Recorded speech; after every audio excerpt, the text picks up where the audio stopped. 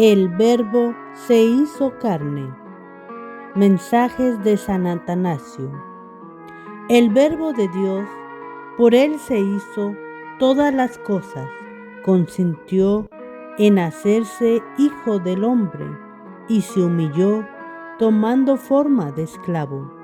Por esto la cruz de Cristo es escándalo para los judíos, mientras que para nosotros Cristo es la fuerza de Dios y la sabiduría de Dios, porque como dijo San Juan, el Verbo se hizo carne, y la Escritura acostumbra a llamar carne al hombre.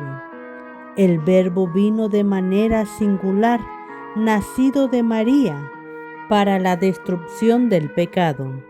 Entonces se dice que tomando carne, se hizo hombre y que en su carne padeció por nosotros. Primera de San Pedro 4:1. Así se manifestaba, de suerte que todos los creyentes, que Él, que era Dios desde toda la eternidad, y santificaba a aquellos a quienes visitaba, ordenando según la voluntad del Padre todas las cosas, más adelante se hizo hombre por nosotros. Y como dice el apóstol, hizo que la divinidad habitase en la carne de manera corporal. Colosenses 2:9, lo cual equivale a decir que siendo Dios, tuvo un cuerpo propio que utilizaba como instrumento suyo, haciéndose así hombre por nosotros. Por esto se dice de él lo que es propio de la carne, puesto que existía en ella, como por ejemplo, padeció hambre, sed, dolor, cansancio, que son afecciones de la carne.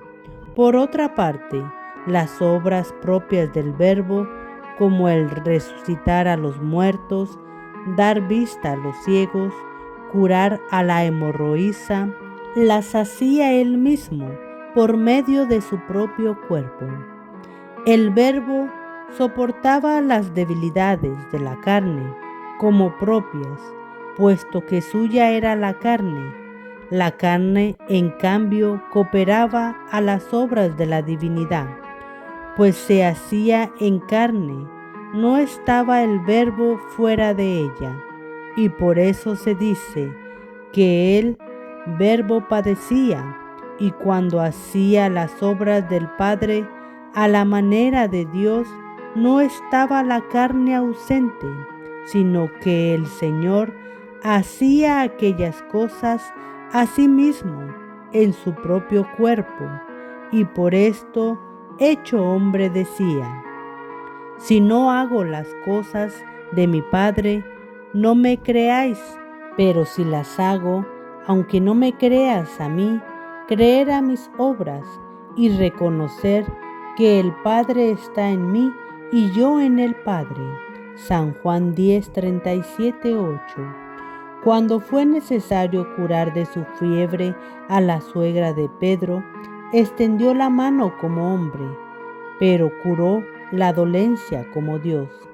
De manera semejante, cuando curó al ciego de nacimiento, echó la saliva humana de su carne, pero en cuanto Dios le abrió los ojos con el lodo, así hacía él las cosas, mostrando con ello que tenía un cuerpo, no aparente sino real. Hermanos, convenía que el Señor, al revestirse de carne humana, se revistiese con ella tan totalmente que tomase todas las afecciones que le eran propias. No invocamos a criatura alguna, ni a hombre común alguno, sino al Hijo verdadero y natural de Dios, hecho hombre, el cual no por ello es menos Señor, no por ello es menos Dios y menos Salvador, sino que es nuestro Dios, nuestro Rey y Salvador, hecho hombre para liberarnos de los pecados y de la salvación del mundo entero. Amén.